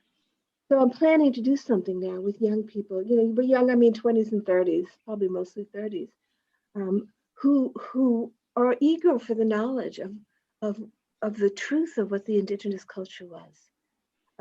So, our collective meditation is the most important thing right now, both in helping to create greater harmony between the two ancient great cultures of India and China, because there is a lot of greatness in China in terms of the wisdom from their ancestors, but they didn't have the seeds of democracy. They've been ruled by emperors, centralized emperors for millennia, actually, going back to BCE, but they don't have the tradition of democracy. And so, not to judge that, but just to say, how can we create harmony between these two great ancient cultures that are having enormous impact on the world and will really are the future, the transfer of power toward Asia. So our collective meditation, we have to include China in that collective meditation. Yeah, definitely, madam. Thank you so much, ma'am. Thank you so much. Here, I would like to add, I'm really thankful to you for this answer, ma'am, because yes, you rightly said, collectively, it's a role of each and every meditator to spread the awareness and among the youth. Yes, that's most important. And to add here, ma'am, one more thing, I have also written a book for youth, and that's Spiritual Alphabets. It's named Metamorphosis, Transformation of Self. It's for the young children and the youth. And from each alphabet, I have taken few virtues, which we all need to cultivate in our day-to-day life. So, thank you. English? Madam. Is the book in English? Yes, ma'am, English. Yeah. So when I come, you can give me the book. Of course. Sure, Wonderful. Certainly, ma'am. And ma'am, I would also, if you can share your email ID, I can send the PDF right now. Since you have a lot of time now, you can read now also. Okay, anybody who wants to reach me, it's best to reach me at the office email. I have a GPIW email, but I don't have access at home. So you can reach me at Dena, DENA, at FinPartners, F like Frank, INN, Yeah. Dena at FINNEARTNERS, FinPartners. And also you can send a message on Facebook. Yeah, Sai, I'll do that. Sai, you can put that Email on is the what I chat. check most frequently. Yes. Sai, Thank if you could so put much, that on ma'am. the chat, it would help everyone. So Anuradha or Sai, just put it on the chat so that others can have a preview of madam's email in case they're all looking for it. Thank you, Kavita madam and Dena madam. That was a great reply. I just wanted to share. Yeah, thank you, Kavita. I just wanted to share one of the feedbacks from the participants, and they have a question as well. So this is Rashi as saying, I've spent the last few days immersed in understanding and exploring the presence of yoginis and rishis from the Vedic times. And today, hearing from you all that from the Vedic times, I'm really full of awe and gratitude, madam. And she's also asking, are there any workshops or platforms that you conduct to integrate with your work that you do? Yes, there are workshops that I'm going to be doing, and you can be in touch with me on email. And Marianne, who's my assistant in all of this, can give out information about that. And I have to say that, you know, I don't see myself as a teacher. I see myself as a servant. The consciousness of being the servant never left me. And so but I've been asked to do certain workshops, and I'm happy to share whatever knowledge I have, whatever I've gained through my life experience. I'm happy to share that. Great, Dena madam. Thank you very much. We'll take that information from Merriam through the platform here, Sai and Anuradha. If you can coordinate with Merriam and get that information to the viewers, please. Thank you very much. Madam, before I pass to the next person with the question, I just had one personal question on my own as I was hearing you. You did mention that Vaikuntha is a divine realm, and it's very difficult to really explain that in concepts and in words because it's beyond concept. But when I was reading your book, The Untold Story of Sita, you did make a big try to explain or to show us glimpses of Vaikuntha. On what was the basis of that, madam? I mean, what did you see? I know you can't tell us exactly because it's again the words and its limitation, but can you tell us, share us a little bit about what you saw and how you try to depict in the words? In my book, Journey Through Time, not Journey Through, The Bright Moon Rises, there are 3 chapters in there which describe the celestial realm, because I do have memories of the celestial realm. I do have memories of the time between birth. Vaikuntha is all that we consider to be beautiful, the things that make us joyful. It is the realm of bliss. As I said, more than a place, it's a state of being. In that state of being, whatever beauty arises in the mind manifests. So it's a state of being where you manifest things. So you manifest however beauty appears to you, whether it's through flowers or song, or however beauty appeals to you. That's how it manifests. And I tried to describe it and how beauty manifests to me, but it's the state of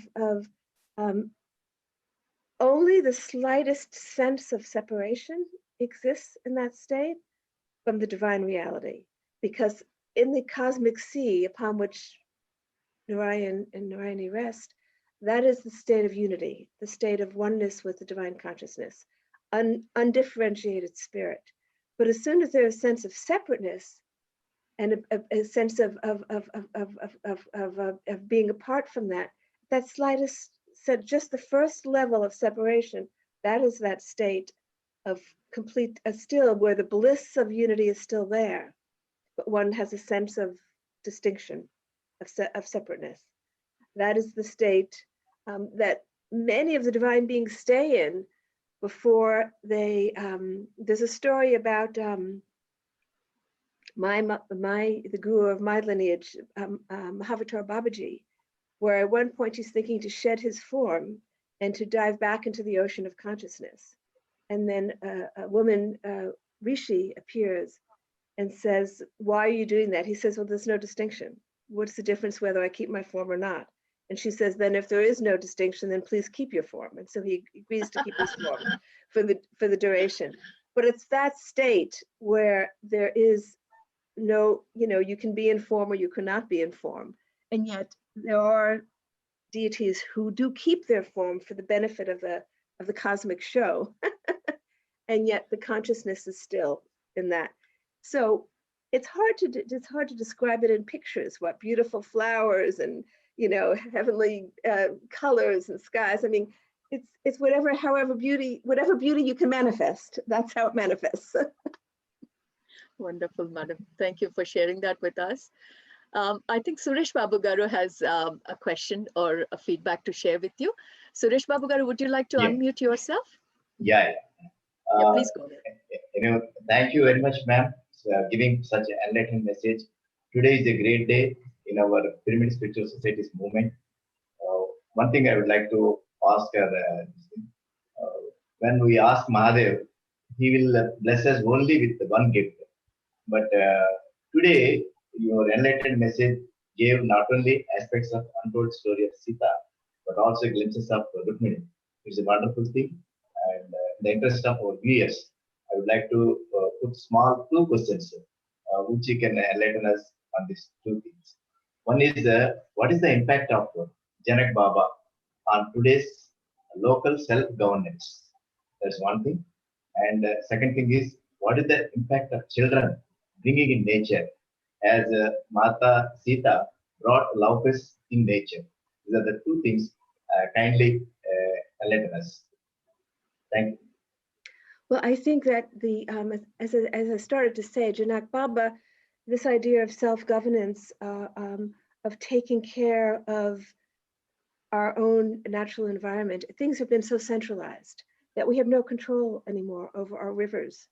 A community can't keep its rivers clean because, miles down, 100 miles down, there's a factory pouring toxins into the river. We have to have a relocalization, which is the tradition of India. And that was very much the thinking of Janak Baba. When you look to how are we going to progress as a human community? How are we going to get out of this jam that we're in, where things are just being degraded without people even having a say in it? We have to take better control at the local level of cleaning up our rivers, of regrowing our forests, protecting our forests, preserving our food sources, bringing back indigenous seeds. One of the things I was talking to this Center for Indigenous Sustainability about is where are the seed banks? Are there seed banks? Because there was a conscious strategy of the British to eradicate a lot of the indigenous seeds and to create monocultures.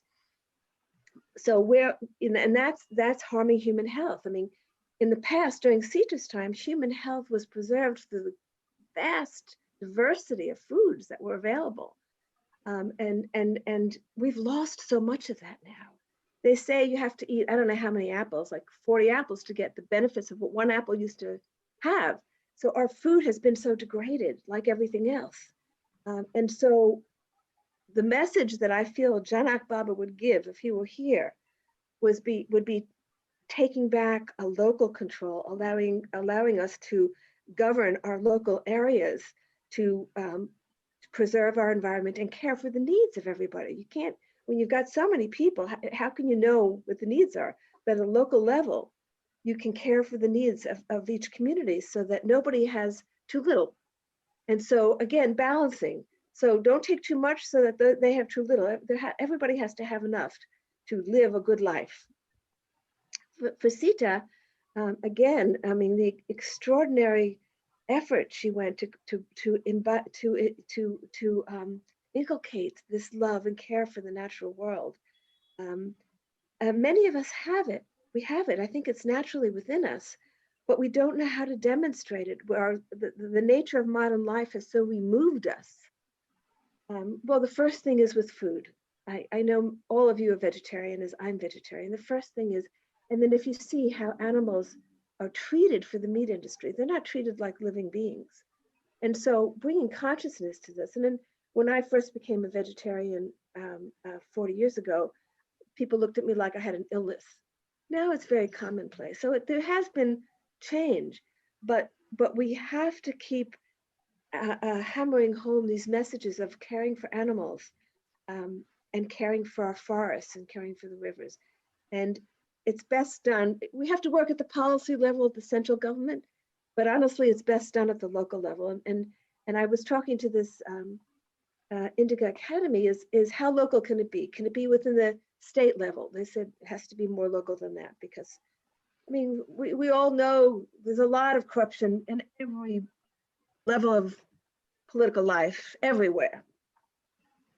And so you can have greater control when you can do it at a local level. And so I think that's the message, is that it's still coming. I mean, I see Sita very active in the world today. So many people now are coming forth and talking about Sita. And so I see the presence because there is a need, evolutionary need right now. And so these presences are putting ideas into our mind. And that's why meditation is so important. It makes us receptive to these ideas. I mean, I say to myself, what do I know? What do I know? I can make myself receptive and pray that these ideas flow through me so that I know what to do. Thank you, Thank you madam. very much. I think, madam, your book had come at such a right time, where we really needed to reconnect back to Mother Earth, and everything that your book said and the love that Sita Mata gave to Mother Earth has kind of re-invoked our connection back to Mother Earth. I see so many people, you know, writing back to me just because I've been wisdom sharing this book, saying, Madam, now we are planting, you know, this tree in our garden, that tree in our garden. It gives me such immense happiness, Dena, Madam, that all of a sudden we have kind of gone back to our roots and we are trying to remember who we were and what was our connection with Mother Earth. I mean, every day is a festival, ma'am. We're really celebrating so much through this reconnection. That makes me happy, because I think that's what's happening with us too here, is that there's much more love. I mean, I say to people, every environmental talk I give, you have to fall in love with Earth again. It's not about doing your duty to care for it. You have to fall in love with Earth. You have to love the trees. You have to love the rivers. That's what Mata did. She loved the rivers. They were her daughters.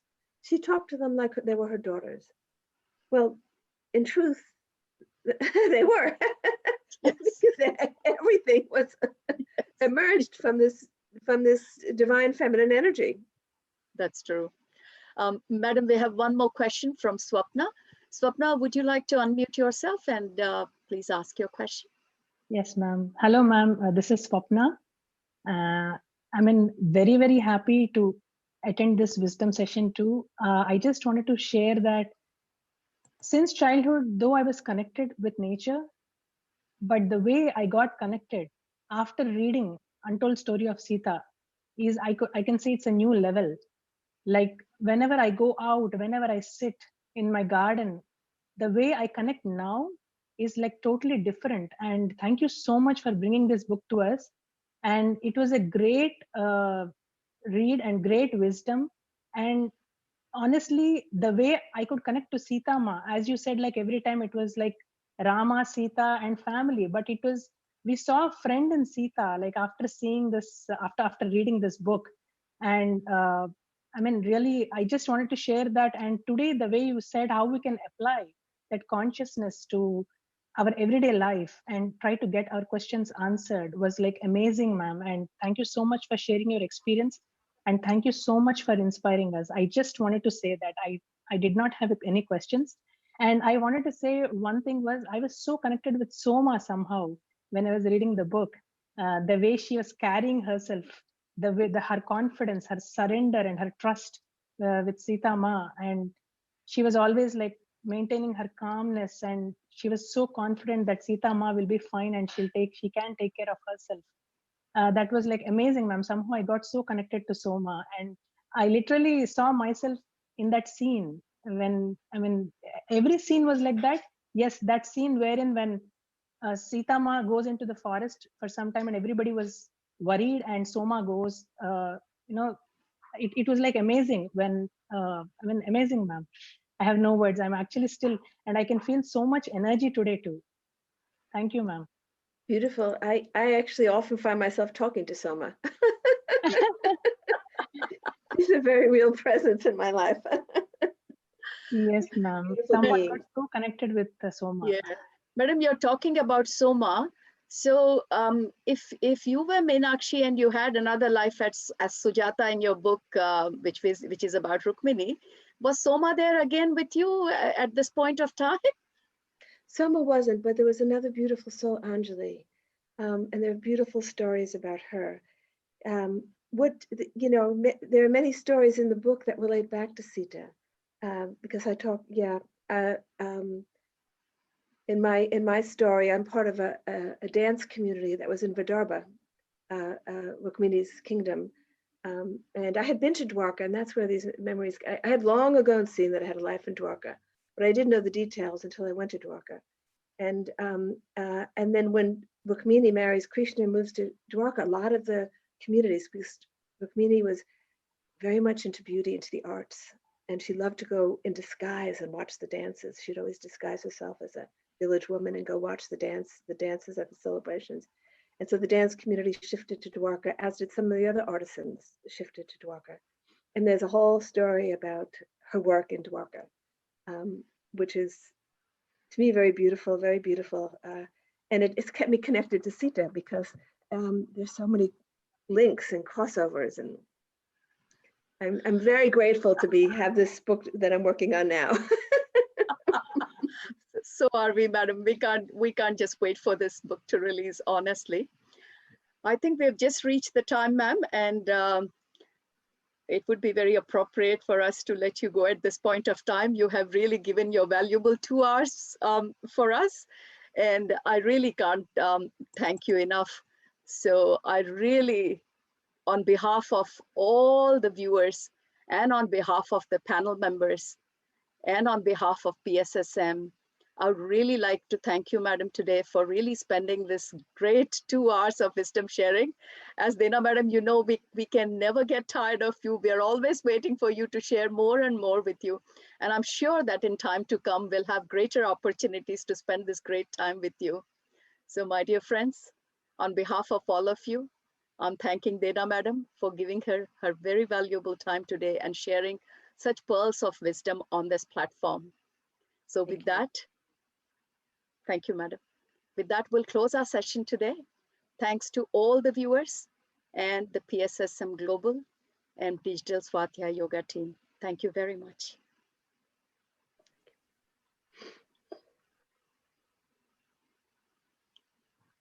Ma'am, Anuradha madam want to talk with madam.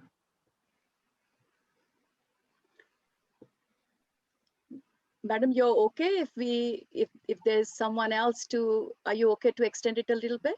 Sure. Oh, sure. Okay. Anuradha madam, would you like to unmute yourself?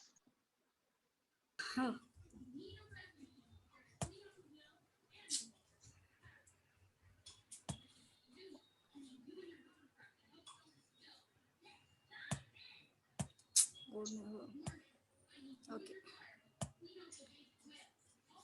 Go ahead, madam. Okay, madam. Okay, thank you, madam. Madam, Dena Merriam, I would like to congratulate you for introducing new book, Rukmini, in the month of March next year. And the session was very excellent. Madam, my question, my last little bit question, please share your past lives from Anuradha. That's not a small question.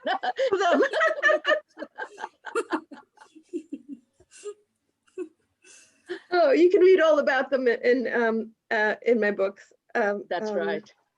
In Journey Through Time, I go back 7 or 8 lives, and then in the new book, White Moon Rises, I go back to the Vedic time. So you know, I'm happy to share, but it would take a long time. 5 minutes. 5 minutes. Anuradha, I think the book that madam referred, it's quite a great detail about all her past lives. Madam would be here, I think, for the next half an hour if she has to describe that book. I'll leave that to madam. But if you can't get it, should be on Amazon in India. If you can't get it, you can let me know, and we can have it sent to you, because there's a lot of detail. I have a copy of it, madam. I can pass it on to her. Okay. Okay. I have read that book and it's amazing. I'll send it to her. Okay. Anuradha, you have any other questions apart from that past life questions? Oh, no, madam. I don't have any questions, but the session was excellent and your anchoring is very nice. And we are congratulates you both from Swadhyaya team, Anuradha, Sai Teja and Swarnalata. Thank you. Thank you so much. Sai, are you happy for me to close this session, or is there any other question that I can't see here? Yes, ma'am. I want to conclude with somewhat. Madam, it's a blessing to have you here, madam, to share your wisdom. And we are eagerly waiting for Rukmini to come forward, madam. And thank you so much, madam, for coming here and sharing your wisdom with us. It is a pleasant day, madam. Thank you so much, madam. Madam, even thanks for sharing your email ID address. Thank you. You are my spiritual family, so I feel very close to all of you. So it's always a pleasure to be here talking to you, because I feel like our minds come together. You know, we're in the same consciousness. So yeah. Madam, can I take a picture, madam? Madam, can I take a picture? Can I take a picture now? Of the screenshot, you mean? You screenshot, yes, Sai? it's a screenshot, ma'am. Madam, is it okay for you? Sure. Yeah, Yes, okay, yes. go ahead. 1 second, madam. 1 second. Suresh sir, once you also turn Yeah. on your video, sir. నాకు unmute చేయమా video Yeah. Connection Yeah, okay, sir. Video connection Sai, is it okay for me? Yeah, it is okay. One. Yeah, no, you're there in the frame, no worry.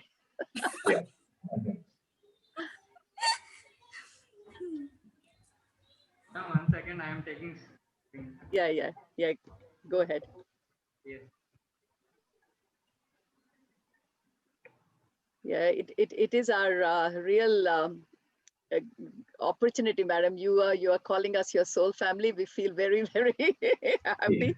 So as you can see, all the viewers, you have made our day today. So thank you very much once again. Sai, did you get that shot? Yes, ma'am. I have taken, madam. Really, it's a pleasure to have you, madam, to share the wisdom. Thank you so much. And Sarah, madam, thank you for your anchoring. Thank you. It's been very nice, madam. Thank you so much. Thank you, very much, everybody. madam. Thank you, and see you soon, I'm sure. Saroja ma'am. Saroja ma'am, ma'am, my special compliments to you. Oh, thank you very Bye, ma'am. much. Saroja ma'am, Thank my special gratitude to you. Thank you. all my gratitude goes back to Dena madam, honestly, and I think there is some Thank you connection so much. between Dena madam and me. I really, madam, someday I will find out what's the connection between you and me when I can see that life where we both were together. Till then, I'll hold that question with me. Maybe when we meet in person, we'll find it. Definitely, madam. So it's been, thank Or you. maybe through the dreams, ma'am. Through the dreams, we can find the connection. Because Maybe a lot through of the our dreams. questions are answered in dreams only. That's right. That is true. right. That is true. And thank you very much, Dena ma'am and Saroja Okay, ma'am. everybody for take care hosting. and be well until Take next care. time. Okay, Take care. bye. Yeah. Bye. Thank you. Bye.